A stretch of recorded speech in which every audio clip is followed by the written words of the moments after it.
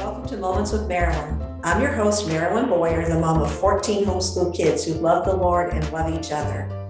We have an exciting podcast today. So as usual, before we get started, you can access our podcast on Google Podcasts, Apple Podcasts, our YouTube channel, Facebook page, wherever you choose to access your podcasts.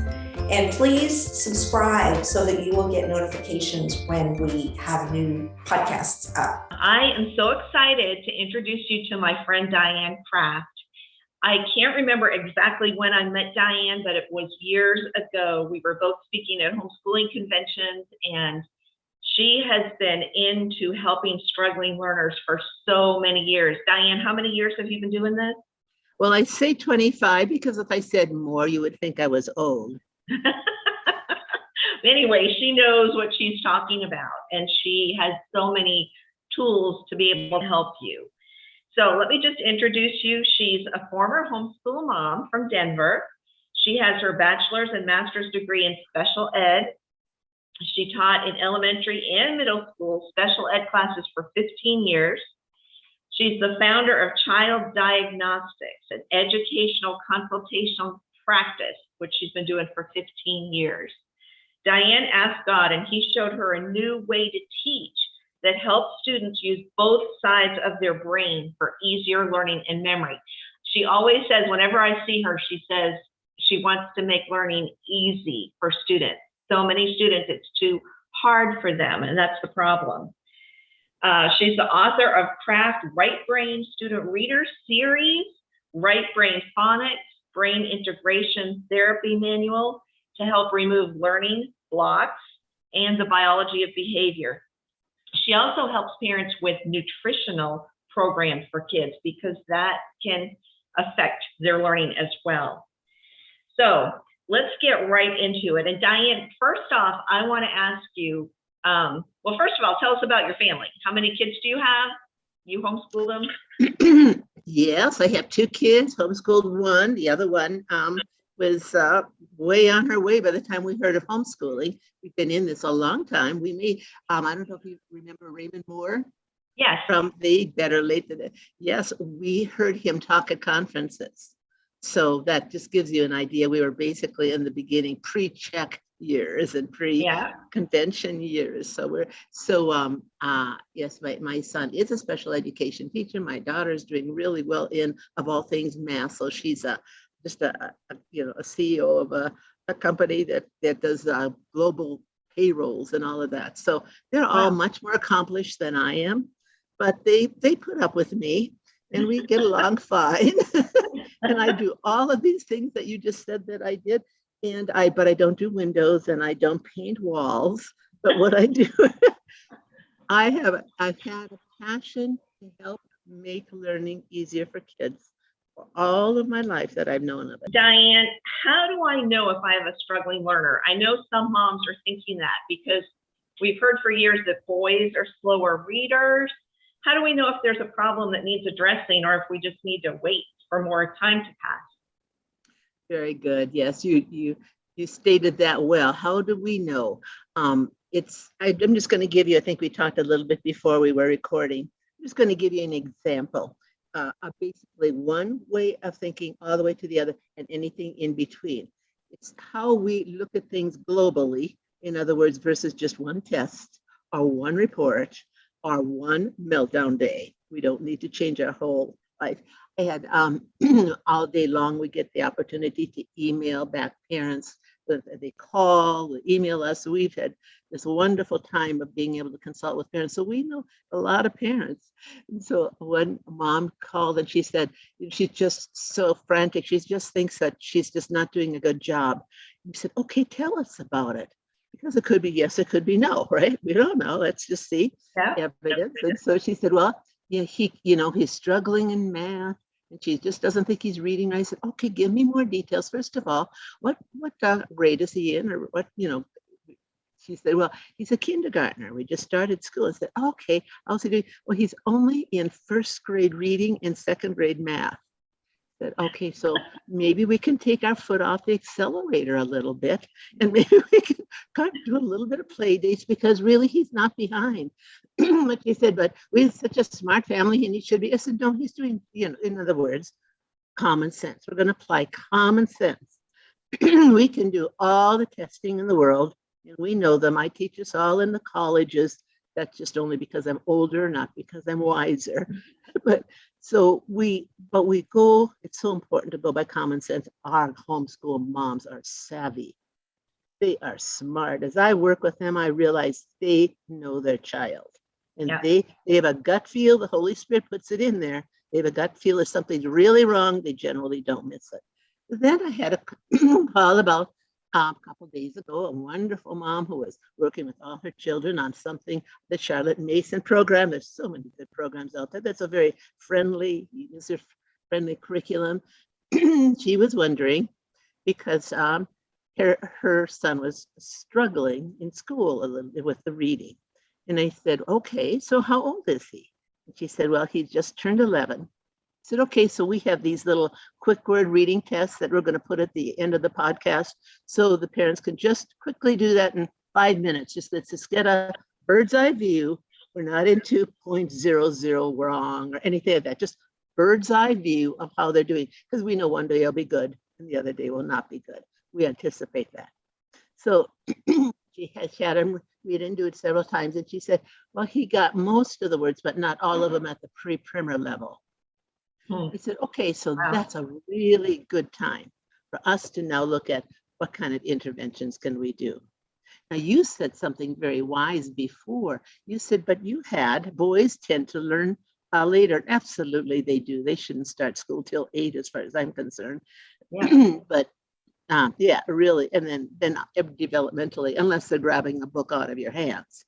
But that's not dogma. It's just, what I've seen, that they do that catch up real fast, like you found with your son. He's in seminary now and doing all his his good reading, that he had trouble probably with the rules for spelling and those kinds of things, and just hated them and all of that. But he plowed through it because you saw that he really could. So how do we decide? Well, the 11-year-old, he really needs intervention. So some people say, and then you had made the remark, he really could have used intervention. They said yes, but he plowed through it. So we're going to kind of look globally between mild, moderate, or something we really need to take care of today. How do we kind of sort that out in a way so that we can feel comfortable with it? But there's one very good quote that a mom gave me, and it's so true. It would be like with you looking at your young man who's just doing great now. And he, I'm sure, gained a lot of character by deciding that he was not the spelling rules. That was crazy. So, but this one mom said, well, all I know is I've never heard of anybody who's come to me, or me even, after conferences and said, I start interventions too early. No, you don't start interventions too early. You obviously don't. I mean, an intervention means you found a way to take that very material and make it easier to get in. All you're doing is taking that wall, that fence, and chopping down a couple of those layers of brick. So that makes sense. I think when I was a young mom, if someone had said you need intervention, oh no, it would have scared me, just the word intervention. We think outsourcing. No, we do insourcing. We have the best tutors right in the house. All we have to do is put a little bit of extra knowledge about this particular thing in their area, and these moms gobble it up and they use it and they send their kids off, and they do so well. And it's just really a God thing. He illuminates. He is light. In we know who is darkness, and we don't want to do that. So moms can do it in their home all the time. We've had years and years of when I speak at conferences, I bring my files that are my precious, I call them my precious testimonies. And each time through, and when we talk about eye tracking, or we talk about a child who has meltdowns, or we talk about a child who everything turns backwards, and I just pull out a testimony and say, you know what? She said the same thing. I didn't think all this funny little stuff could help, but it doesn't hurt. Yeah. Our interventions don't hurt. So when I after finished working with my son at home, then I went back into the school system because I had a bachelor's in special ed and a master's only because I love that field so much. When I teach in my college classes, I have them often raise their hands, and let's say we have a class of 40 or 60, and I'll say, how many of you really have a special education background? A bunch of them raise their hands. They say, how many of you are still working in that field? 3 of them raise their hands. Ah, They don't have any more interventions than we have at home. They wow. just have slower, louder, and multiple repetitions. And it does help because anytime you concentrate on either one piece of the reading, either the phonics or the spelling or the this or that, it gets better. So it's not like nothing happens, but Yeah. we would love to get, and that's what I needed to get, was a 2-year growth. If you don't make a 2-year growth in a year, everybody else makes a year growth. They only make a year growth. They're always going to be behind. So it used to be once in special ed, always in special ed, well, only because we only made a 6-month growth because we were using methods that they were, first of all, mastery oriented. So we have to put on a different hat. Mastery oriented is just wonderful for kids who love to memorize data. Yep. All the facts come to them like that. They can't imagine that you'd have to guess at 8 times 7. What are you doing with your fingers? You know, in other words, they just, that's easy for them. Yeah. We say fine, but most of we right brainers here, we're really close as good enough. So in other words, that we would take a test, and the left brainer, it was sort of like your guy who liked all the rules, even though they didn't make sense. He was trying to make all those nonsensical words make sense, but a good guy. So as he was doing that, see, for him, he'd get 100% in a test because he would get all the details. That right brainer, who would know just as much, let's say in a history lesson, even more maybe because they were interested, would only get 80%. Because, oh, you know, he didn't really agree with any of the answers in that one, so he let that one go. Or, you know, in other words, close is good enough. And that, if I can get that into my parents, that we get all of our kids, they all make the 2-year growth. They go to, if they want to go to a college, it's available. Not the only way we know to make a really good life, just one way. But we can watch that and see and remember that if we're majoring in the minor, we don't have smiles. And our whole goal is smiles. So we say, how can I, you know, I don't know. We do this and we do it all day. So many people take my very loose right brain ways of thinking, and they, you can imagine I use no curriculum in that classroom. This is why I wrote my own curriculum, because it's all so detailed and so many rules. Rules are left brain for you. If you have that in you, in your auditory, that's fine. Wonderful. They were my group. My group were bright, hardworking kids who had to work too hard to learn. That's our definition of a struggling learner. Bright, hardworking kids who have to work too hard to learn. And I just even wrote an article on so many kids are getting low IQ when they have them tested. I say low IQ, fact or interpretation? It's an interpretation. I can only say that after maybe 30 years of teaching. That we have IQs change all the time. If we recognize it for what it is, which is an auditory processing problem, and it can be corrected to what? 80%. We're never looking for 100% because that's an elusive number. We don't, my husband used to always say, you know, anybody can succeed if you put the bar low enough. I said, good. We can adapt to that. We make the bar so that you can get it. So my daughter has a wonderful little expression, and we do this for sometimes I have an ADHD conference coming up, and those little guys could present some real issues, some real challenges. And that she would go to bed at night and she would say, you know how you want to run through the day, and you find that one child that you always we're always saying their name, Bob. You know, in other words, it's getting you in trouble a lot. And so, but then you just not change that to go through the day and say, what was less worse? You see where we put that bar? No, we're not talking gains here. We're not talking, hooray, we need a sticker. Was that less worse? Was his reaction a little less worse? Was my reaction to his behavior a little less worse? Let's start with less worse and move from there. And that's where we build the confidence. When I brought these guys out, they came out in the resource room. I would have, one time I was in an elementary school, so I had 2nd through 5th grade, all leading remediation, bright, hardworking kids. Just had to work too hard to learn. My job is to find out, what is that wall? What are those bricks made of? And how can I chop it down?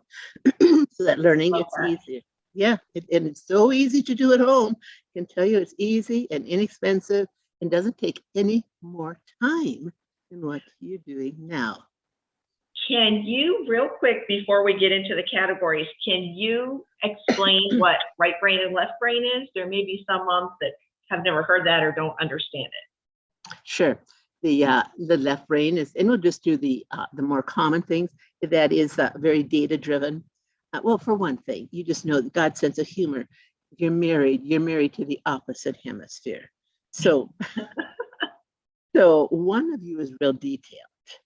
The other one is a little loose, close, as they say, is good enough. So left brain is data oriented. So it really, it fits for the kids who they like the phonics rules.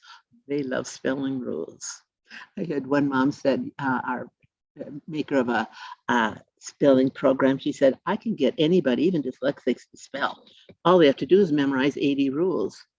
Said, okay, then we can't get past 2, so that's not going to be our group. Normally, so the left brain gets information auditorily. It gets information through writing. Workbooks and worksheets were made for them. They are detailed oriented. They love schedules, curriculum. They love to finish a task. And in a married life, you'll be able to tell right away then who is the left brainer, the one who just has to finish that task. Even though you said, honey, the closet's on fire. Can we put that out first? Just a minute. So in other words, they're driven, and they're very organized and very orderly. And the curriculum follows that. These are the moms that we love, our left brain moms. And mainly we talk to left brain moms because they are of the assumption, and it's a very normal and nothing wrong with it, that curriculum covers everything. And it will if you have a lifetime to do every worksheet in there. But you remember it. So then, okay, that works, then that would be that group. Now, I'm of the right brain group, and I didn't necessarily have learning disabilities other than the fact that every left brainer thinks a right brainer really does, because we are not organized. In other words, when I would speak, I would have the picture of a left brainer in an office, left brain and right brain. So all the desks are there, and everybody, and even probably accountants, because they had, their pocket protector for their pens. And so they're all there. And so the guy opened the door and he said, all right, who's the right brain learner here? And it was this one guy in the middle who had his pencil behind his ear because, then you can find it. Finding things is a little hard for right brainers. Everything's visual. The left brain's the auditory brain, right brain's a visual brain. We have to teach to their visual brain. That's the most important, one of our key pieces. If we had something fly up in terms of, if we would edit in a podcast and fly up some words, one of it would be teach to the camera.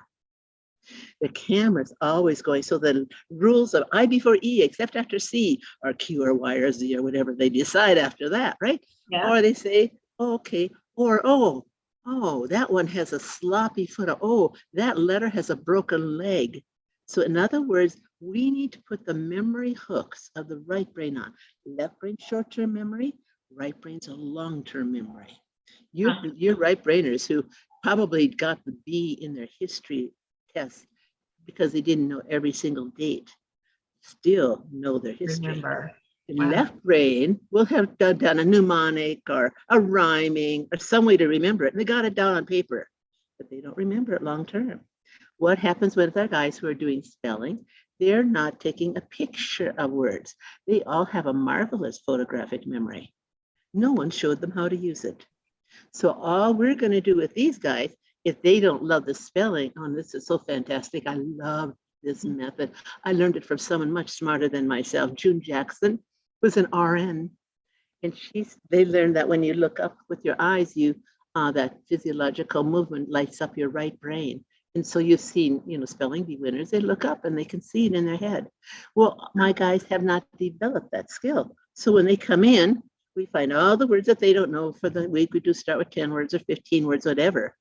But we create memory hooks. So we call this healing teaching. So when parents call or email us and say they don't know how to get them through, we just send them our little examples of healing teaching.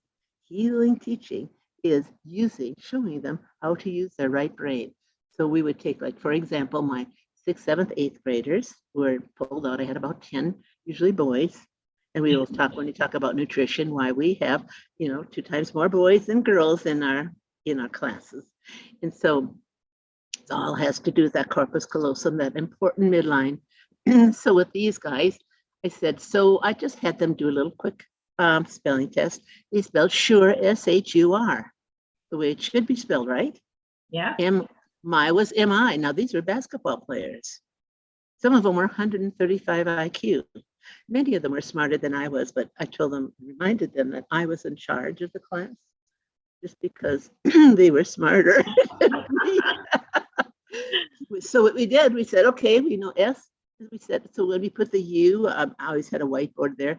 And we said, and now let's make a deodorant can come up out of the U. And the R, we had an armpit. S, deodorant can, armpit E. We never got it wrong again. Wow. Why?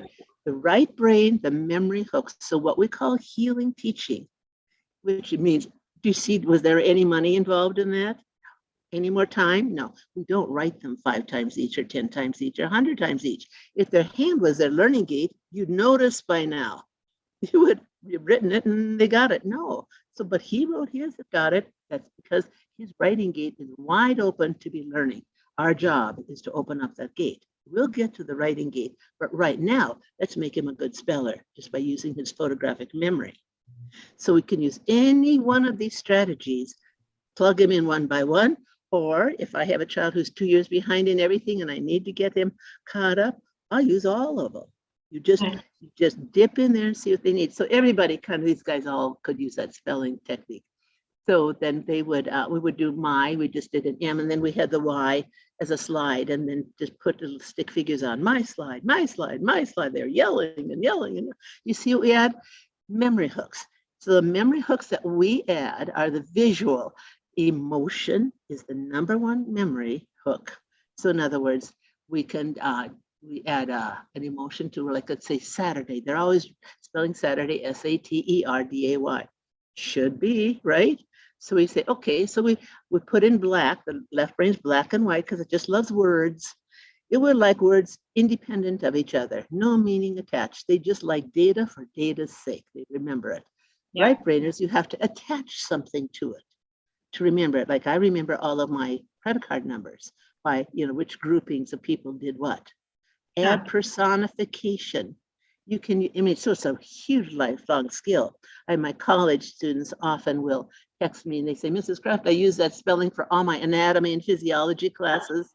They even use our right brain paragraph and composition, our crazy way of learning that. They use it all because why? Because you don't stop being right-brained.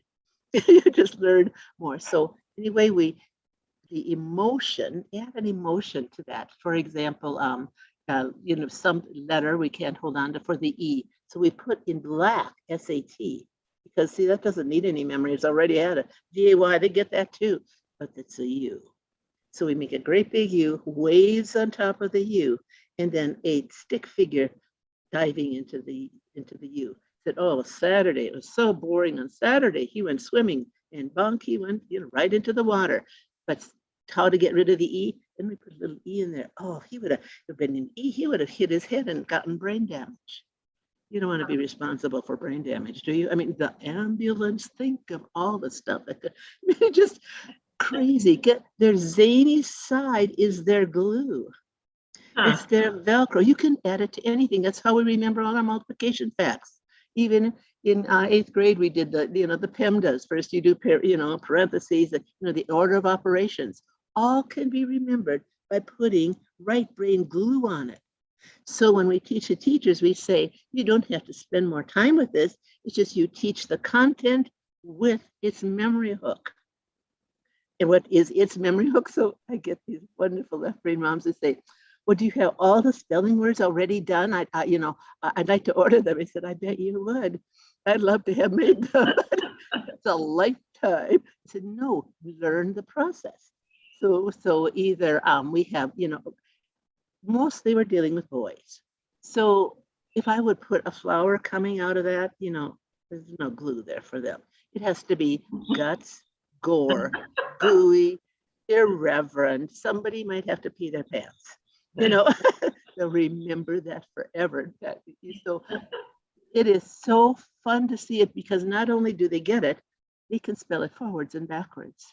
Wow. I had a young man named Jeremy who came to me in my school, and we had a little kidney table there where I had them. And Jeremy was a second grader, and he couldn't remember anything in terms of spelling. So I was showing him a card where I'd put is, where I put the I and the S. The I was nervous because the S had a snake coming out of it. He's going to bite him. Oh, no. I mean, we're not responsible for nightmares. So anyway, he said, Mrs. Craft, do you have an easier word than that? He said, well, that would be, Jeremy. But I bet I could get you to spell a really big word because you have a photographic memory. You don't even know it. So we took psychology. That's not a second grade word. And I still remembered. I remember all of this that I study with any kid because it sticks in my right brain. So psychology, we put the P in black on the S. The P was, I think, was red, something, the Y. The CHO I remember because they were in a theater. And at CHO, we put brown stuff coming out of one guy because he had gas. Nobody wanted to sit next to him. It was really awful. And then we had a log in there, and we had ants were all running over it. He spelled it forwards and backwards. Wow. And so then he went across the hall to had a wonderful second grade teacher, Mrs. Ellison, and she said, well, Jeremy, what did you learn in your class? Now, this was supposed to be called special ed, but we eventually always had half the class because everyone, they like to learn this way. There's no downside to it. We have so many more megabytes in our right brain than we do in our left. What do they say? A picture is worth 1,000 words. Exactly. That's why when they say, well, we have school all summer long. If we don't, they forget. I said, only if you don't add memory hooks. If you add memory hooks, you do not have to do summer school. Because, but if you do, then of course you have to keep repeating it. So anyway, she said, what did you learn? He said, well, I can spell psychology. She said, no way. I said, yeah. And he wrote psychology on the board. He said, now I can spell it backwards too. Well, everybody wanted to come to special ed spelling. And that happened with us in middle school with math. Whenever we showed these strategies, everybody wanted to come, or of our group. Now we have a whole group, our accountants and engineers. Oh my gosh, they just couldn't believe we were doing these crazy things with words. I was going to ask that. Does left brain people, does that frustrate them? Like, does that make sense to them? Maybe we just apologize and move on. Because remember, we only are interested in taking bricks off.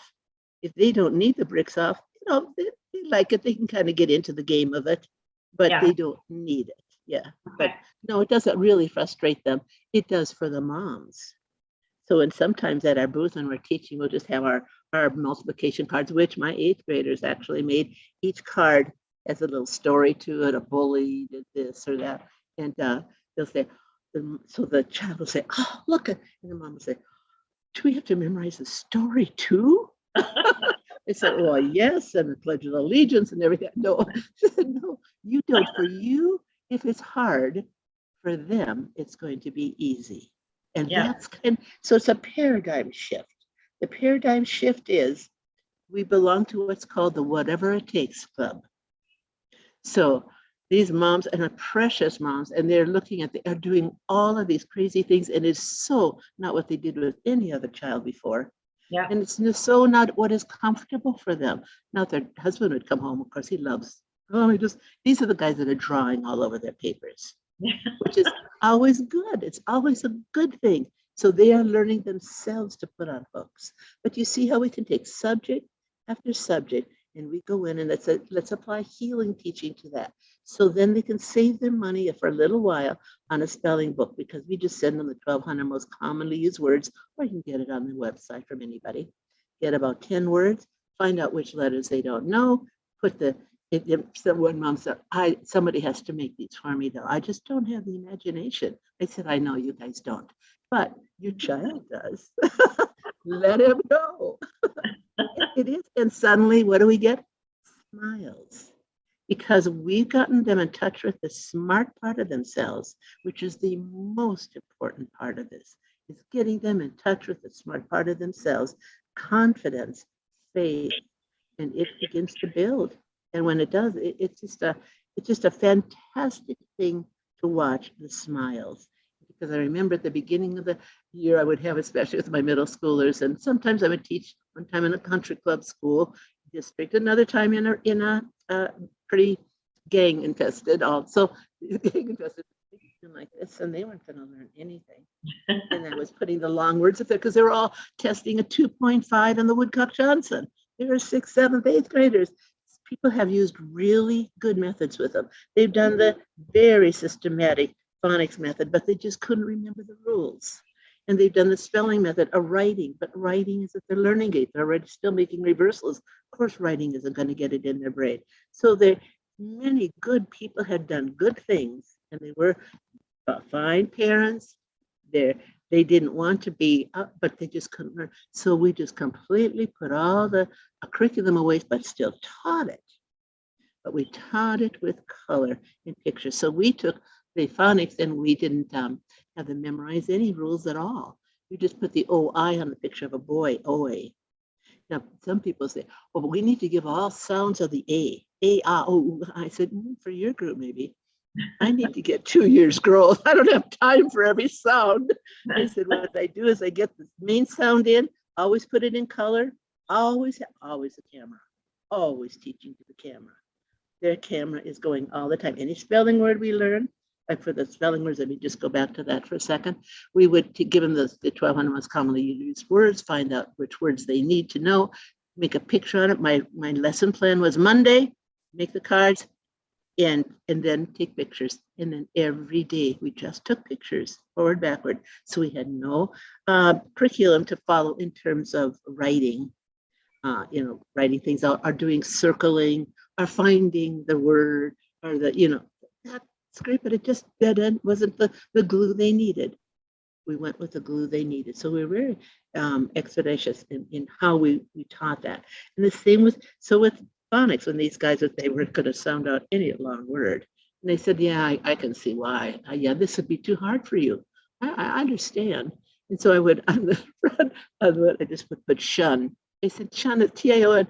Who would have thought of this? Look, it's supposed to be shun. And I made a picture of somebody, turning away and shunning, and put shun right on. You have to embed. Right brings the picture, left brings the sound. The key is you have to embed it so that they don't have to make crossovers. Embed, embed, embed. When you do that with all your math facts, all your math concepts, all your spelling, all your phonics, immediately they have success. Now, we haven't made that bridge yet. We have to do that through some midline exercises, and there's several places you can get those. But the most important thing for them to get immediately feel good about themselves, embed. So right in the letter, right on there. So somebody says, well, but OI isn't always spelled that way. And I said, I know, this isn't for spelling. We give up on spelling words and we just take pictures of all our words because we can store so many words in there. But for phonics, so we'd sound out words. So I said, okay, well, if you know shun, then I don't know. What if I don't put N-A in front? What would you decide? Let's just say A only gets two sounds, A or A. Try A, dash, and no. Because remember, they have a huge vocabulary, but not a reading vocabulary. And then try A and H. Oh, they just sent an article out last night. I was up till about midnight sending out this article. It's called The Phonics Whisperer. And it's for kids who can't do it. So I get them doing 3-syllable words in one session when they were only doing the CBC words. It's all by doing it in this method. That sound from my, it's not for me. So anyway, as they learn that, and they get so so good at it, and they get so happy with it at the end of the year. And this is amazing to see that it truly is right. They will reach in their pocket and say, Mrs. Craft, I have found this long word at home. Let's put that up. I bet we could figure it out. So we use problem solving for phonics instead of rules. Now we love all the programs that have the rules and the tiles. Oh my goodness. We're just talking about this particular population that is nothing else will work for them, and they'll get very far behind. So the three populations, we have mild, the kids that you just work a little bit harder with, cut some math problems down so it's not so many, so they don't get frustrated. Then we had the moderate, who probably was your young man, who maybe could have used a little help, but he can plow through himself. Then we have this group. If we don't bring something in, then they're going to be struggling.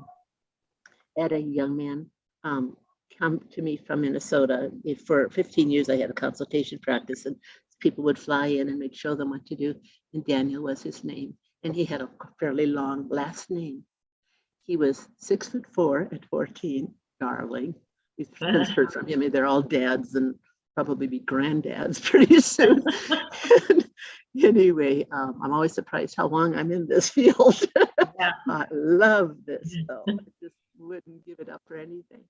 So anyway, his mother, his diligent mom, had taken him through something like gift of dyslexia.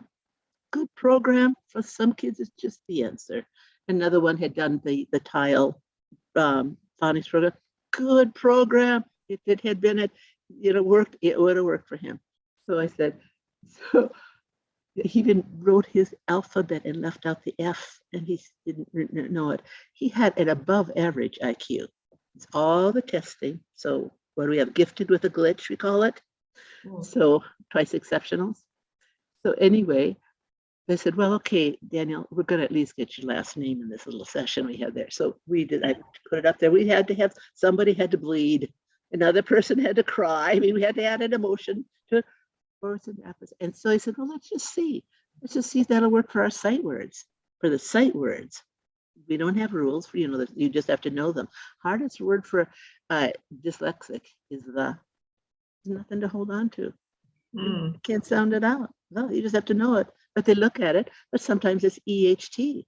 Sometimes it's, it'll just be T and the H is upside down. See, they're having to scramble spatially. That we have to fix. That's our job. So when they ever when they're reading and they make a reversal, or writing when they make a reversal, I don't say anything. I don't circle that, because if they could change, they would. That's my job. By the end of the year, if I've done enough midline exercises with them, they are not going to be doing that anymore. And then they'll say, I remember I always reverse those letters. I didn't notice. So what we do is, we don't say what we notice. We observe and change our method until we get success and smiles.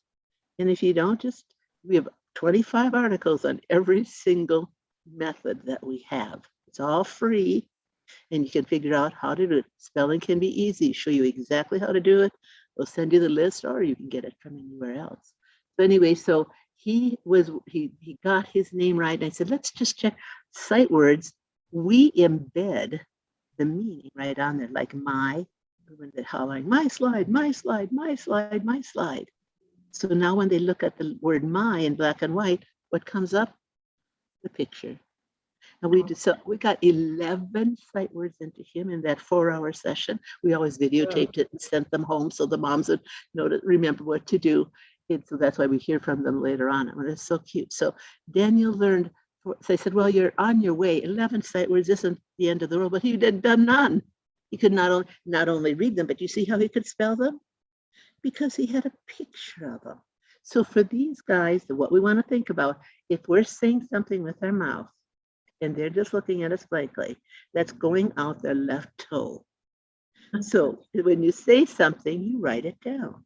Or you make a little, if like, for example, if the child doesn't seem to be following directions, it could be likely an auditory processing glitch. They hear it, but no. There's so many levels for it to go down and they just give up. one Pam Gates has been a friend of mine, has worked with me for so long, and her daughter Brianna, who's now got a master's in early childhood education. At 8 years old, she couldn't spell her name. And her two brothers are not engineers. They all, of course, they were reading just fine, but she couldn't. And so we just, she learned how to show her how to use her camera. And she would say, as her mom would tell her something, she said, "Mom, I hear your voice and I see your lips moving, but I don't know what you're saying." So Pam in the early days called and said, "I don't know what to do. It's a common math problem." They said, "Oh, you're throwing your words away, aren't you? I suppose you have nothing in your hand when you talk to her, right?" "Well, no." They said, "Yeah. So in your hand, for these guys to take the pressure off, we do everything to first take the pressure off of their learning system. Then we go in and heal. And then we observe. How do we know if it's easy? And we give our little tests every now and then. We do every 3 months to make sure that we're making progress. But first take the pressure off. Let's take the pressure off of their system that's saying to themselves, "I don't know why she's always mad at me. I didn't remember to get that." And always have a magic marker, a little pen in your hand, and just, I want you to pick up your socks, draw a little sock, and see all these things along the floor. I want you to put that away. And then that glass of water, will you bring that down? Oh, you're going to forget that glass of water. Oh, look at it spilling. Okay, so because emotion. So they come down and they've done it and they feel good. You've helped them use the part of their brain right now that isn't giving them difficulties. Wow. Okay, so if parents listening to you, you talked about 2 categories. How can you explain category 1 and category 2 so they can help see how much help their kids need? You can imagine that after many years of working in special ed and teaching in the classes and all of that, I know how to give all those tests. All the tests that give you all the numbers and this percentile and this, and I use them. When we moved out of a house, I had 3,000 files down in the basement. Thank God it was in the basement. It would have probably broken the floor. As people would send in their testing, got the testing done, but it told you what you knew. Auditory processing problem. They're making reversals. In other words, what do you do? Other than a lot of expensive outsourcing, which I'm not against that. You remember, we are for everything that works. We want to make it easy. We want to take the pressure off in any way we can. So anyway, so we had all of those down there, and they had sent in the tests. They said, "Okay, but let's look at this globally. It's showing me that in his reading, his comprehension is way above grade level, but his reading is 2 years down. That's skills. So let's teach him what is the skills. There are 5 steps to reading." And so we do that in our reading sessions, we would do, first always our eye tracking. We don't get those eyes working together. We're never going to get those B's and D's to do what they're supposed to do. Then we set the timer and we play with words for 20 minutes. We do problem solving with words. It's called decoding. But we don't decode with rules. We decode with our side of our brain that decodes the best, which is picture and meaning. And then we do sight words, and we just do pictures of sight words. No writing, you notice, no writing. For a long time, that writing gate, we're going to heal it. It's going to take us till September to May to get that healed, so that then they become writers. With many kids who go into journalism after that. I don't take all the credit for that, but Wow. Somebody else does too. But anyway, so we get all of that, and then before they read, and I have an article, I love all these moms if they have a struggling reader who is reading choppy and not to mastery.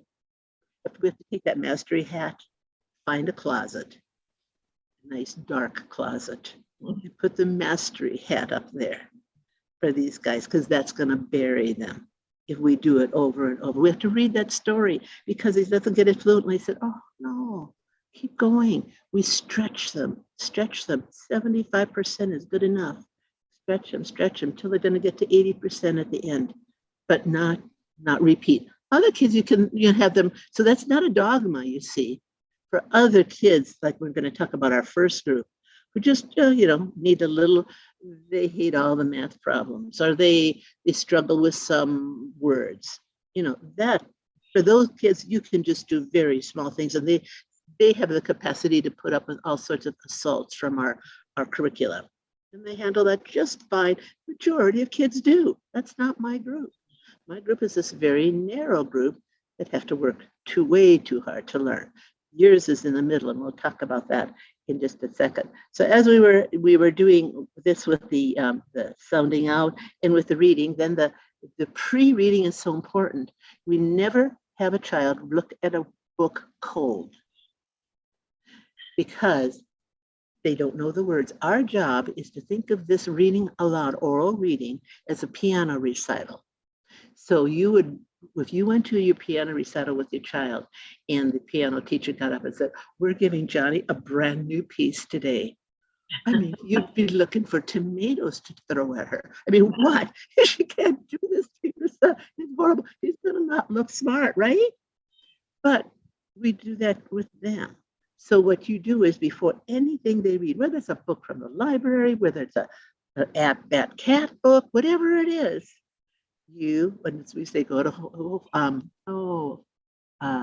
Office Depot, get a big flip chart, not a whiteboard, because we need these words again. And I would just put up every word that I think is tricky. And we sound it out, or we talk about it, or something might have to bleed, something so that we can remember them. My granddaughter Cassie, we were doing this with her one of her little brothers, and she said, "Grandma, you're putting every word up there on the chart." I said, "That's the idea." So we talked about it. So then when they read aloud to you, what if they get that word wrong? Well, that's when you have your pink duct tape. Oh, can't say a single thing. We don't say a correction, because if we do, what happens when you correct a child in the middle of reading? Gone. For my guys, the gangbangers, they wouldn't read one single thing to me if I would correct anything while they're reading. But that doesn't. Guided reading is a very, very effective way of teaching. But that's for my regular kids. That everything just works in that left brain way and really nicely and lines up. Guided reading is when they're reading, you get a word wrong, you tell them the word, they remember it, right? But for my guys, that's the end. So I said, okay, so then you get really clever. I said, you're listening to them read. They've gotten it wrong. You've done it on the flip chart. And you say to yourself, nothing. But you're keeping it in your mind. Next day, before we're going to read again, we'll take that out. You said, this word is so funny. I don't think I got it right. And then you just keep playing with it. And they will love you for it.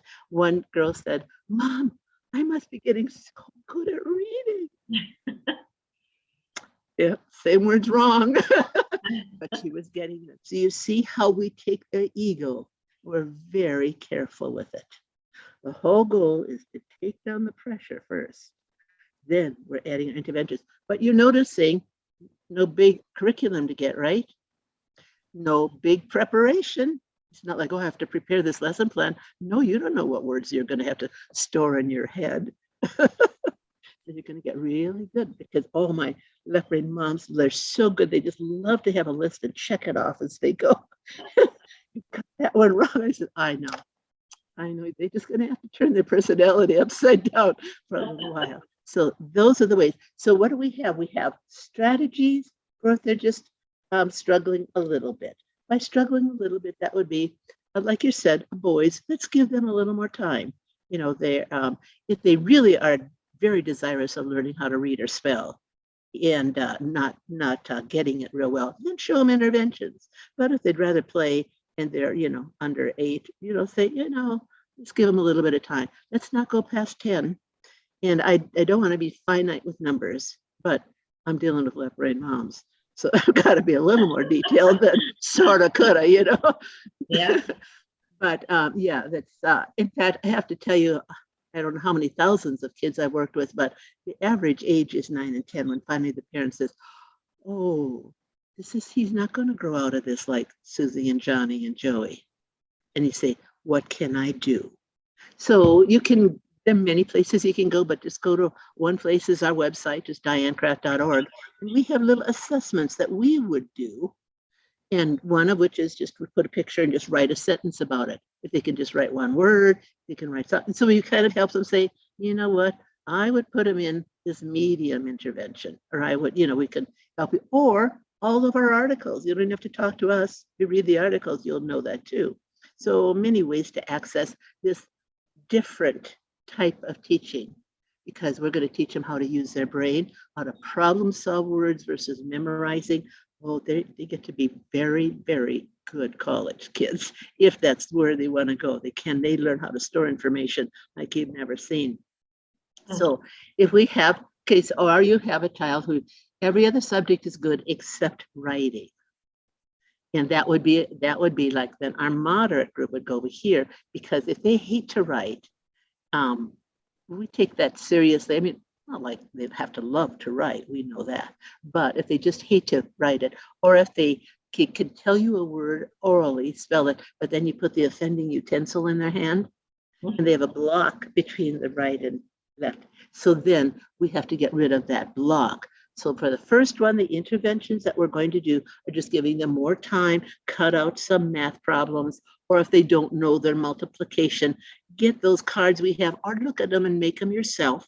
See how they're made. Nothing's rocket science that we do, as you can imagine. Just be silly, a little irreverent, because we do have a little bit of poop in there. Those puppies poop right on that letter. What are you gonna do? It's silly, and they love it, because all you have to do is laugh about something and you got it. God knows. You always said, that laughter is the best medicine. It's also the best teaching tool you can have, is laughter, fun, emotion, and you don't know. So for a mom, the words that we often use, or for a teacher, is, I wonder, there's how it's sounding on vacation. Vacation. Then we do our phonics whisper. We found if we whisper it, we can get it into our right brain. But if they're not even getting the sunrise, say, oh, vacation.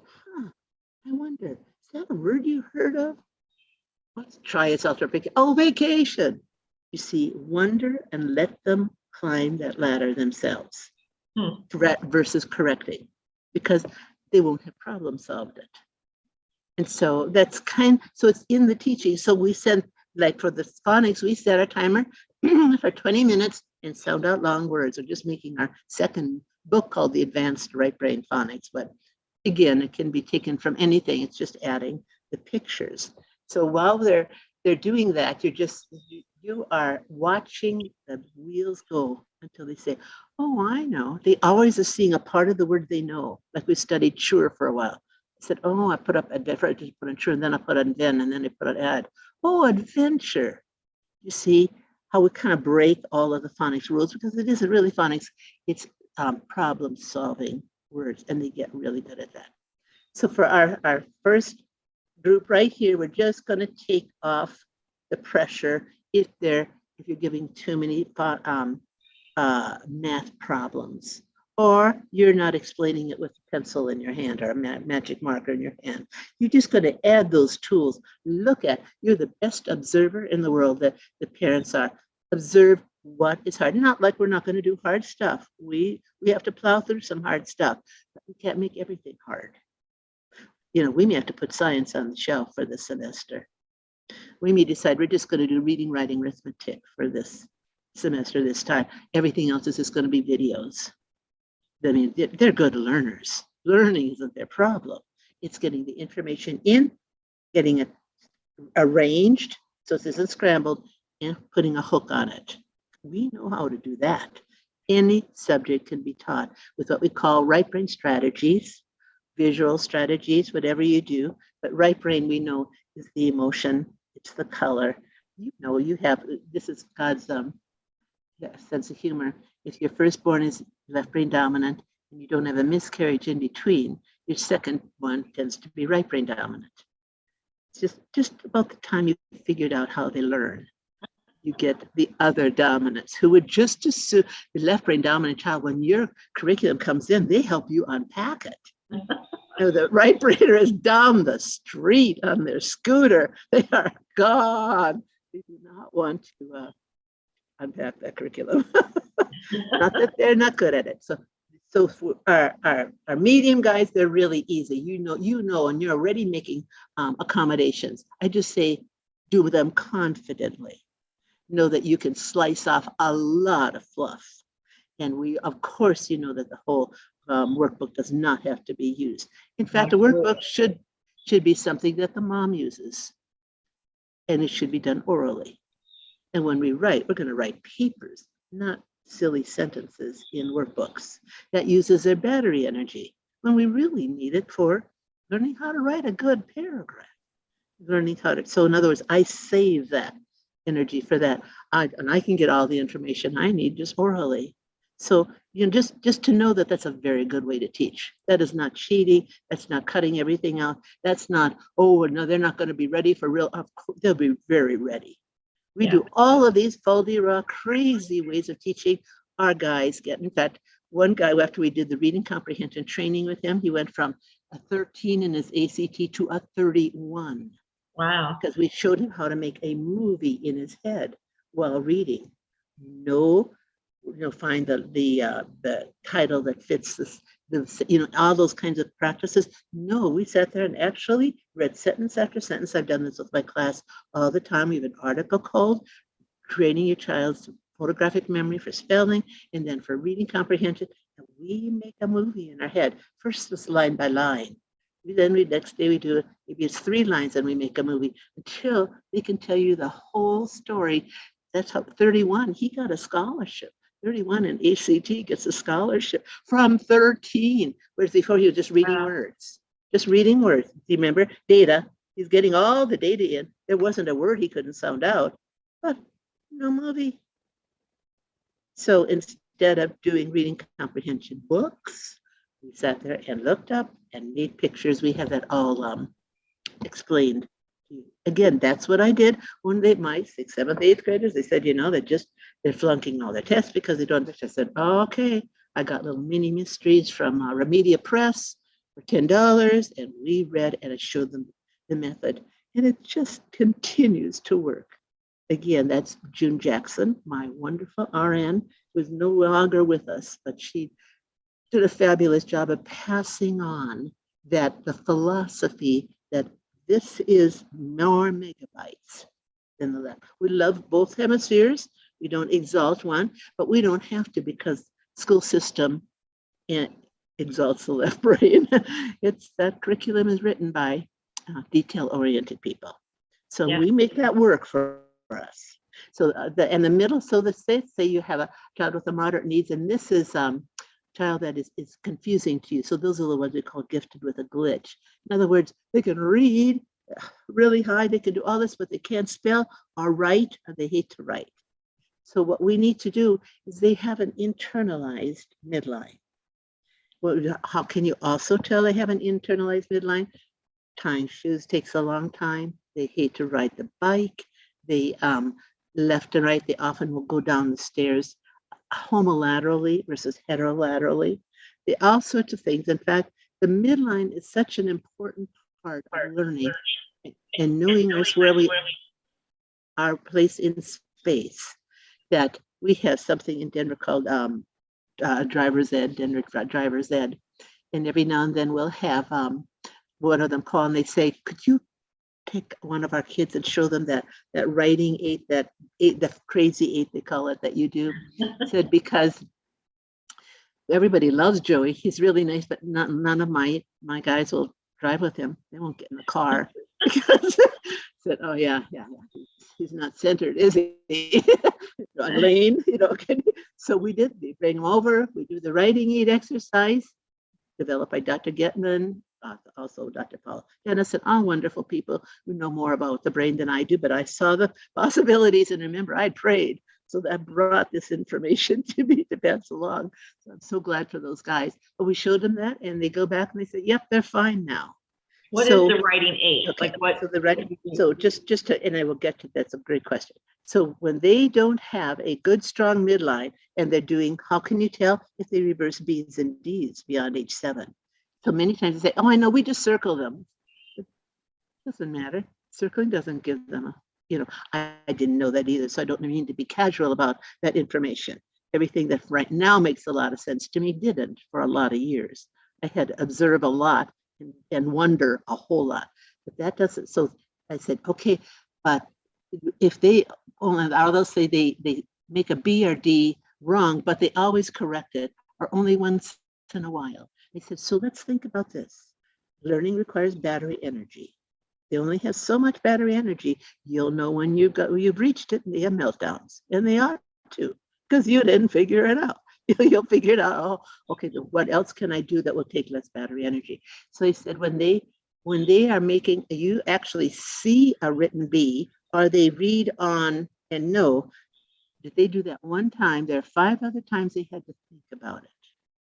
It just didn't happen to come out reversal. Now, do you see how much more energy they have to spend learning than this one over here, where you and I wouldn't think of reversing a B or D? Yeah. So you see, that's a sign, that's a flag. It's not that we need to work on the B or D. B or D is not our problem. That we're really grateful for that. I always say, thank you, Jesus. That is a wonderful clue that even I can't miss. It tells me that many things are hard for them then. Sounding out long words, vacation for them wants to look like cavation. So while they're looking at it, you're thinking, why aren't they remembering? Why aren't they remembering? Oh, they're having to straighten out the left, right. You see how it's so much more. And we have so many parents who said, in fact, it's just a common thing, probably daily on our Facebook. They say, yep, we started that writing aid exercise and the other midline exercises. And they said, in 3 weeks, he's riding his bike without training wheels. So you see, but again, those aren't our goals, but there are markers. So in other words, we could just, of course, do more and more bike riding. We wouldn't care. But our circle, the B and D, we don't circle a B or D any more than we would tell them that they got a word wrong when they read, because that's not their job. So our job is to observe and see what we've got to continue. And sometimes I had to have these guys the second year in my pull-out resource, at least for maybe a semester, because we got there, but not quite. They're still having to work a little hard. Or the teacher would say they can read on level, but they have that silent reading. Okay, let's just scoop that in and add a little more intervention until things get easy for them. And then we just can wave in the hall. And that's what we do. So the writing aid is one of the we talked, one of the tools that I'm just so grateful to know. We call it a 3-pronged approach to making reading and learning easy. And one of which is we have the brain integration therapy, which is the midline, and these right brain strategies, which we spend a lot of time talking about because they're just too fun.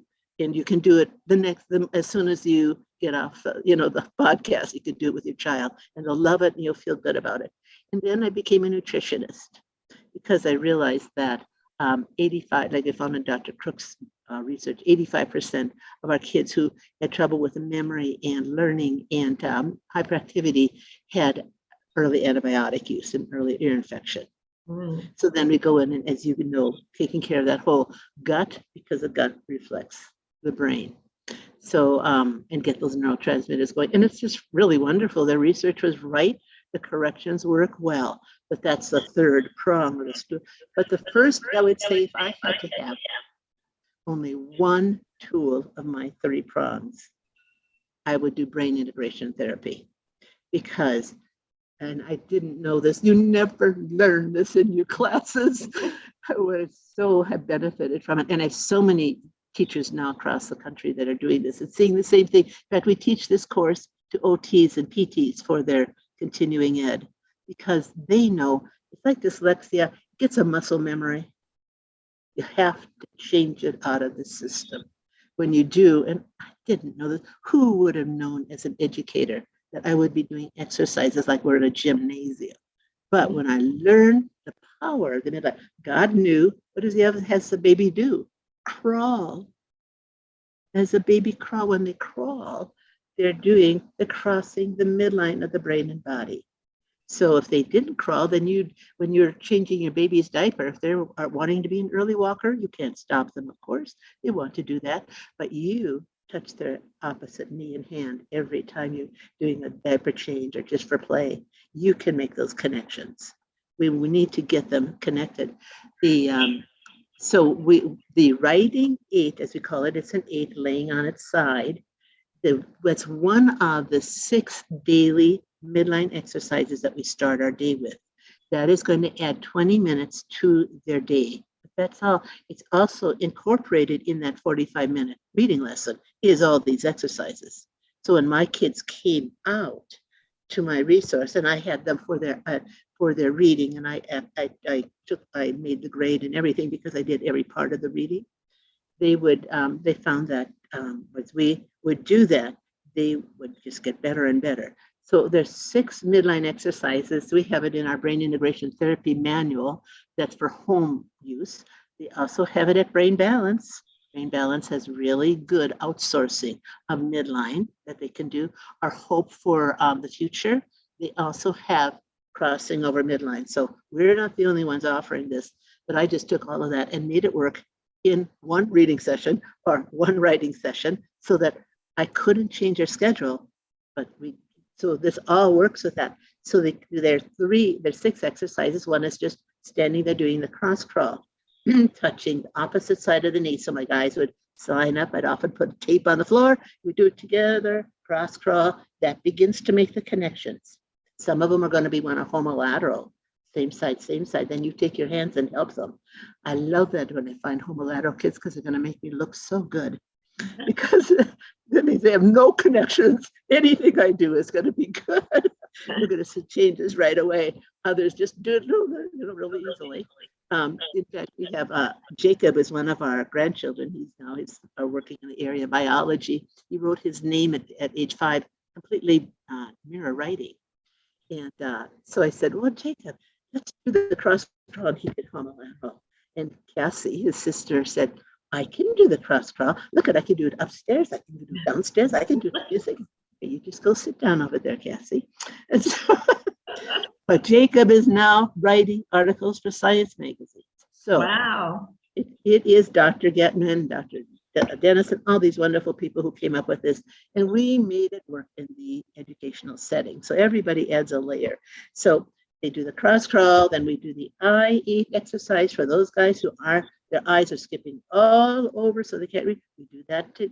You notice how this is an 8 laying on its side. One of the other exercises we do it with the other hand and then together. Then we do the same thing for the ear. We want to stimulate all those proprioceptor muscles to talk to the nervous system and make those crossovers that most people have. But if they don't, we can tell by the clues and we could fix it. And this is what's very, very exciting. And then we have I exercise where we stretch our Achilles heel, and one other one that's a balance. And then they sit down, and then we do the all-important writing 8 exercise. And I'll tell parents, she said, we just didn't get to all the exercises. I said, no problem, happened to us all the time. Our days didn't go perfectly either. But if you do only one exercise in that day, make it this one. And we even learned from Dr. Amen, Daniel Amen, the psychiatrist who's done more scans of the brain than anybody else. He said, when we do this crossing the midline exercise, we are basically balancing the cerebellum of the brain. The cerebellum is a back brain. That's really only 10% of the brain, but 50% of the neurons and the activity. Mm-hmm. And that's responsible for movement. That's the spatial area for the clumsy child syndrome or the dyspraxic child. There was dyspraxia where they're just all over. So what a huge impact we get with that. And so it's the 3 M's. It's movement, memory, which is now why so many senior citizens are doing this exercise and why so many people who had strokes. And, as I teach these teachers all over the world, it seems to be, but the last one was they do case studies for 6 weeks of 2 students. And she said, I did this writing 8 exercise with my students, and now I don't need my PTSD medicine anymore. Post-traumatic stress syndrome. And we are getting he's right. We are balancing the cerebellum, movement, memory, and mood. So one of my psychologists who came through in my 8th grade class, and she saw us doing the writing 8, And she said, we had a lot of people coming through our class to see, because what did this have to do with curriculum? Nothing. But we prepared the brain, then it didn't matter what curriculum you used. When they say, which curriculum should I use? They're all good. Just get the brain so it can connect, and you can do it all. It doesn't have to be one. But anyway, so she said Ryan is one of my sixth grade boys, is sixth, seventh, eighth, and he had Tourette's. He said so badly he would really tick pretty pronounced. She said, I noticed that when you did that writing aid with him, he didn't tick for the rest of the day. Wow. She would follow him through his classes. Nervous system. We Huh. so when I give that little talk for the ADHD people, I'm going to have them do or think about doing that writing aid exercise, because the nervous system takes note. And I just think it's so interesting how we have three parts to our brain: left, right, which we're talking about a lot, connected by this bundle of nerves called the corpus callosum. It's 60% fat. We used to think it was all in our hips. 60% fat. The type of fat is DHA, docosahexaenoic acid. You get in two places: mother's milk and fish oil.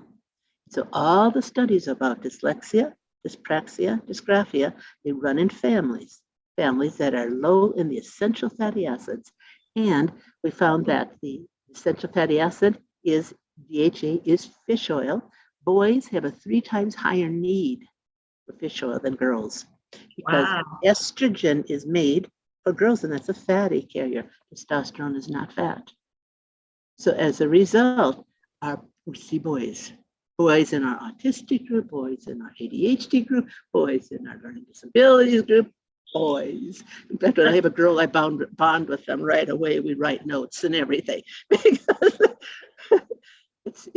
and then they're not in my class very long either, because they correct easily. Why? They've got a lot of fat. So what take away from that, or we could do another whole talk another time, is if you're not doing fish oil with your kids, find a way.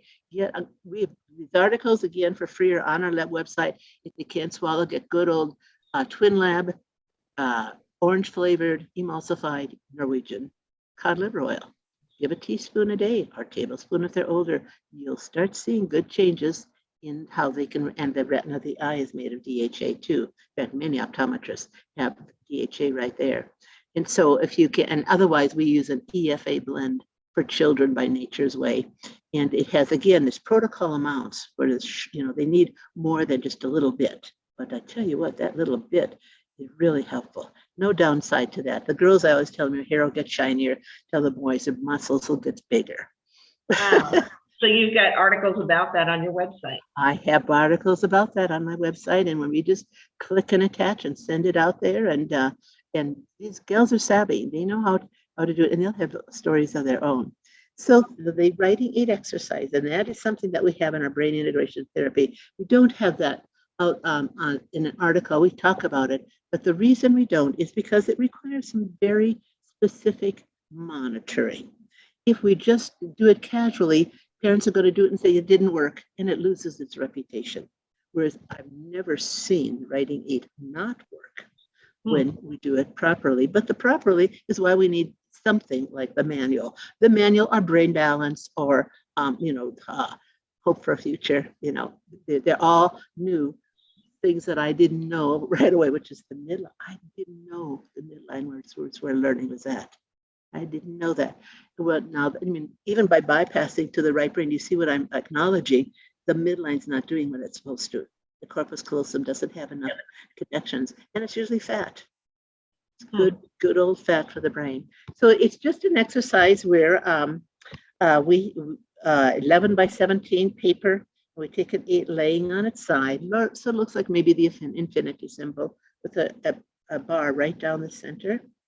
And what we need to do is, all writing is really 2 hemisphered, so we have to use 2 hands. So this hand, whichever the non-dominant hand is, goes down in the center. And then we go in the center, and then we go around 3 times with track deliberately. But what we're doing is, this is activating the right brain. The right brain is, don't think about it. It's random, don't think about it activity. Da, da, da, da. So in other words, we're activating this hemisphere. Then we put the letters of the alphabet on, but in a particular way, learned from Webster and the people who made all the letters, there's an electrical kind of like flow to the letters. You'll notice when you make it backwards. Right-handers make their O's counterclockwise. Left-handers make their O's clockwise. That kind of thing. It just is the way we were made. So what we do is they do 3 times around, and that lights up the right brain. If we had our little SPECT scans up there, we'd see that lighting up. And then we put like A around, circle slide out right in the center. And then we go 3 times around, lighting up the right brain. Then we put the B in a very particular manner because of the electrical flow, B. And they have to say it. My 8th graders did not like saying it. We had to have a lot of bribes, a lot of lunches with me. So I would tell them, I said, you know what, I think let's do lunch together today. Well, no, it was like basketball, just one quick lunch. And they'd come in, then we'd do the writing. I see that you were racing when we were doing that. I couldn't get my hand over there. Let's just go ahead and do that. And then at the end, I said, oh, I really like this. Would you come back tomorrow? Oh, no, heck no. So, in other words, we got to do it. So this is the part when I would see that they still weren't writing. They weren't spacing very well. They were even making reversals. I just say, thank you, God. These evidence is so huge. I know what my job is. And we did that for the whole alphabet. 3 times around. It has to be at a particularly good pace. We send out probably 3 or 4 different videos of parents doing it at home, in school, alone. They're basketball players. And we have one of our basketball players' grandsons who was getting ready for a tournament. And he and his group were doing it because they noticed they could make their 3-pointers. Oh, wow. Yeah, they love it for target, their practice. But again, what does a parent need? A crayon and a piece of paper. So you see, and this is knowledge that we give to special education teachers and all pull-out people that they think if they outsource to them, they'll get the answer. No, not always. I'm not saying no, but it's not as well known. What is well known is curriculum. So we can say, well, let's just try this. What do we have to lose by doing it for a semester? And then we'll outsource. How we help ourselves out with those kinds of rationalizations. Yeah. like Gone with the Wind. I'll think about that tomorrow, right? So 3 times around. And we've had Montessori teachers who do this when they say the years that they do the writing 8, all their 4-year-olds are reading. Wow. Why does it help reading? It organizes the brain. We have left, right. We have top, bottom, which is centering, back, front, which is from receiving, receptive brain to expressive brain. We have nonverbal kids. So they'll say, in fact, my 2 OTs who just recently sent in their paper and said they couldn't believe they had their older nonverbal autistic kids get language. I'm not saying they, the Pledge of Allegiance, but they were getting language for the first time. And they were, of course, they're really good at keeping track of all of their data. So 3, so that's what that's all about. That's probably the only thing that we have. People can go to our website and they can order lots of things, but those are things mainly they can make themselves also. I would say if I would invest in my child, I probably would invest in somebody who's going to show me how to do midline stuff with them, because that's the baseline. See if we get that fixed. Like the parent said, I just didn't get time to work on the spelling and the reading as much, but I got the midline in and I tested him and he's 2 years higher.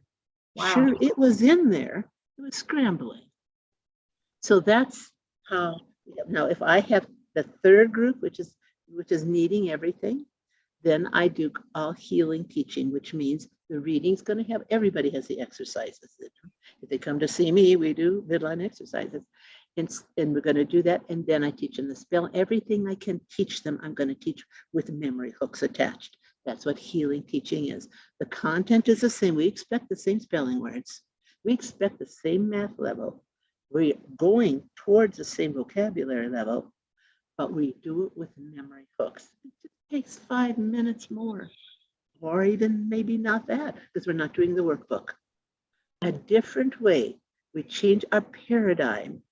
We are working with that child. So for the parent, she would have to have 45 minutes for a reading session with her child 4 days a week. You call it 5, 45, 4. So 5 steps takes 45 minutes. We talked about the 5 steps, exercises, and looking at the spelling words.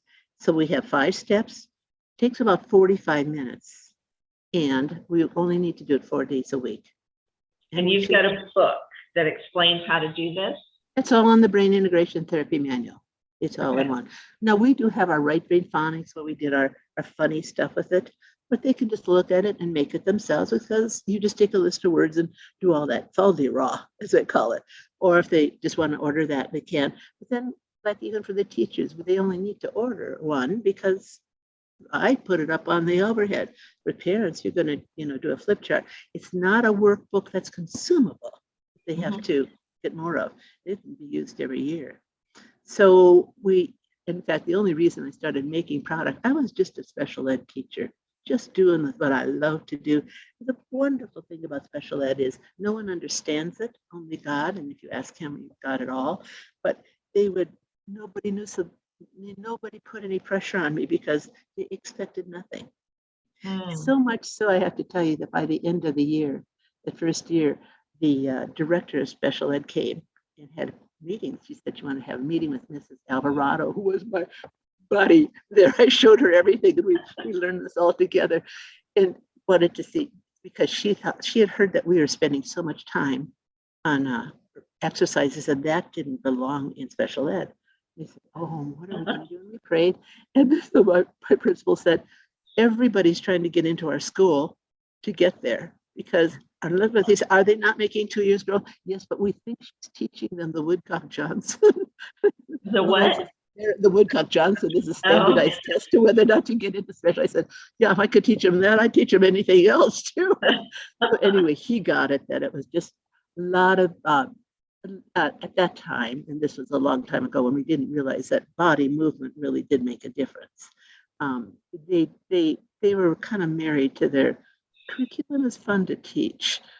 Workbooks are easy because, it's a finite thing, and your lesson plan looks really good with pages 1 through 4, answer the questions. Yeah. But this was, you throw your body in front of the bus. You have no curriculum. I mean, sure, we use a curriculum. We know where we're going with our sounds. We know what we want to teach them in math, but they don't have to work out of the book until the book is not the enemy. We do our exercises, getting the hemispheres connected. Books aren't our enemy anymore at all. So are you reading to them at this time? Like if you're not doing curriculum, but you're reading? Right. We're just talking about, we're not doing curriculum. We're not doing worksheets and workbooks for reading. We certainly have student readers that we read, etc. And with spelling, we have a spelling list, but we don't do the books, where it's just not working. Not that they're not great for some kids. We don't want to ever give that. This is very small niche, but it's my niche, and I love it. So, and if you're in that niche, it's your niche too. It gets to be your life. And with the math, let's say that they look at the math papers and all, it's too much. Okay, we do it all on a whiteboard or something. So we take everything. We're going to teach the subject, but we don't do it with books in front of them, only because right now they're book injured, and we just need to make that easier. It's not permanent at all. I never believe when people say dyslexia is permanent. I said, yes, it would be if we didn't get at the midline. If they were just always having to think about BD and they got better at it, got better strategies, sure, but you wouldn't get rid of it. But with the midline, yeah, you can throw in some fish oils, and you've got some really good, powerful tools there. So when we say that, what are we left with? We're going to do some Bible. We're going to do some history or science. I kind of change semesters up. And that we do by videos, by read alouds. If they want to do calligraphy, although they don't usually until we get a strong midline, because that could go anywhere. But they do. I've seen my 8th graders pick up calligraphy. I had a young man in my 8th grade class. I remember him, JR. JR was like a drunken sailor before he took his riddle, and we'd hear him coming down the hall, no, singing. So, JR, I was in the classroom. Can you help me out here? So anyway, at the end of the year, he said, Mrs. Craft, my name is Jared, and I love my name. But he said, but I stopped writing it because I would always write Jerub. And Ah, all the kids would make fun of me. Now I never do that. And I thought, yeah, they'd make fun of you, JR. He was the top wrestler in this middle school of 1,500 people. I don't imagine they gave him a really hard time. But what it told me is the suffering that's going on, the questioning of themselves the whole time, that we get to alleviate, not wipe out, but alleviate, but a better percentage than I've found so far. We're always learning more about the brain. It'll come. There are a lot of listening programs that are helpful. I couldn't do anything like that. I couldn't even use my nutrition knowledge very much in the school system. I had to be very careful. So everything that we got there was the brain integration therapy and the healing teaching methods. And so it's fun. You just learn to use the zany part of yourself, and you get real uninhibited, and you wonder about everything. wow. Sounds like one of my sons used to come. I have a wonder. He was always wondering. Yes. He was the one that was slow with the reading too. Yes, yeah. Well, you didn't realize what was going inside his head, that you were No? looking at a letter or a word, but he was having a traffic. He was like one of those roundabouts. Don't you hate those roundabouts? It was a roundabout in the middle of the road. All of a sudden he hit it. And you say, well, we had that word yesterday. I always tell my parents the 3 most useless words that they could use is, don't you remember? If they remembered, you notice, right? So I don't say, well, let's try that again. Well, hey, you didn't remember it. I didn't put enough hooks on it. Tomorrow, more stuff is going to happen to that letter. Yeah. So Wow. yes, you see how it gets to be fun, and you're collaborating with them. What can we Yeah. do to remember that letter? Oh, I know. Let's have a shark down there. Oh, even my 8th graders, my sophisticated 15-year-olds who were captain of the basketball team, they liked making things memorable. Wow. That's great. Yeah. So That's God great. is good. This has been wonderful. Now, Diane, there may be people that, where do they start? Like how do they connect with you? How do they go to your website? You said you've got a little test they can start for their kids to take. Yep. Yeah. Right. So we have, they can just go to dianecraft.org, Diane with 2 N's. And there, I always want to say good luck, because it's a website. But everybody else, oh yes, Cassie just looked at me. She made a lot of it. They have it very well set up. I get lost in websites, but in there, if nothing else, they can always email us. But most of us, our moms are better than I am at that. And they will find out it has assessments, right, Cassie? A whole tab that says assessments. Under what? Oh, thank you. Under where do I start? I'm so glad I have one part of my brain like it's overdeveloped, because I wouldn't be valuable to anybody else. So where do I start? Under there is assessments. It's going to have what we call a quick word recognition. I call it a little bit different name every time, but it's those words are sort of in there. And it's going to give us 10 words that are at each grade level. If they get 5 or so right, and we say, let them repeat, let them sound out, in other words, and then you don't mark with your pencil. So you have to get to be really stretch your brain too. So anyway, then you find out sort of where they are. The quick word is a combination of sight words and phonics. That's going to give us basically a good starting. How are they behind? Have they made progress? Can they sound out a big word, but they can't remember a small word? So sight words. In other words, we can get a lot of information out of that. If they don't get all that information, just give us the score and such, and we can help them think it through. Remember, we need about a week to get it back to people, but then we do. So then we have some more if they are below 3rd grade reading level, we have what we call the Craft Right Brain Reader phonetics. So we know what phonics level they're at, because they could maybe be great sight word readers up here, and that's wonderful. It's a great strength, but didn't ever get their phonemes. Well, great. That's all we're going to see targets where we're going to dive in, and where we can just not spend much time, right, are what we're just going to use special strategies for. And that's in there. And then we have a math computation test. We're only interested in the computation. because for a little while, if we haven't given them a midline, we might as well forget about doing place value. Because place value is what? Left and right of a perceived center. So for my 8th graders, they couldn't even read an analog clock. Because what is that? Left and right. By the end of the year, they could, but otherwise it had to be digital. And then we leave off measurement, time, and money, just for right now, until we give them a midline. So it's like a B and D. The next year, we'll have that there, and we can pick all of that up. So that's why we just work on computation. We have a little video. It's not very expensive at all. It's of a workshop where we take every kind we think of kind of level for kids who can't add. We can get them adding and carrying in an afternoon without fingers, just by using that visual memory and silly and story and emotion and blood. And then how to subtract. So people say we can't get into subtraction because they don't know their addition. I said, well, knowing their addition is just one way to get into subtraction. If that's not working for your child, let's take plan B. And in fact, again, another key word probably would be that one of the best things to call right brain strategies are these alternative ways of teaching is plan B. So it's not, oh, I don't know if they're right brain or left brain. It makes no difference. Plan A isn't working. It's not plan A's fault. We are just going to need to change to plan B. We didn't know that.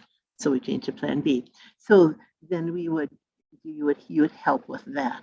So that's my train of thought. That's not bad for this whole talk to only use it one time. What was I talking about?